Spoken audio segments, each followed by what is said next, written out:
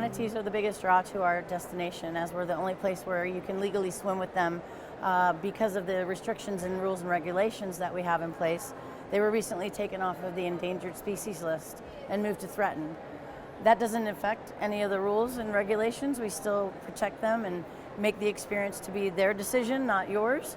But in recent months, we've seen a really strong resurgence of our seagrass or eelgrass, which affects the water quality throughout the bay and is a main food source for the manatees.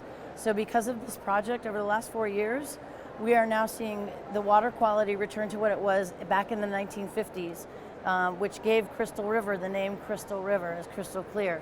So it's really exciting to see that project come full circle and not only help the manatee population, but the overall experience for our guests in the water. One of the last counties, I think, to participate in the no straws, the no shopping bags.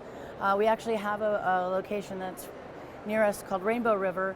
They no longer allow you to bring a cooler with anything that has plastics in it, cans, and nothing that can be disposed of on the waterways.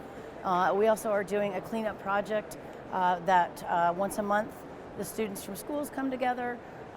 The organization itself, we do a volunteer program with some of the tourist groups to clean the waterways. They go out. We also work with an organization called the CCA, which is the Coastal Conservation Association in the States, and do garbage cleanups with them on a regular basis as well.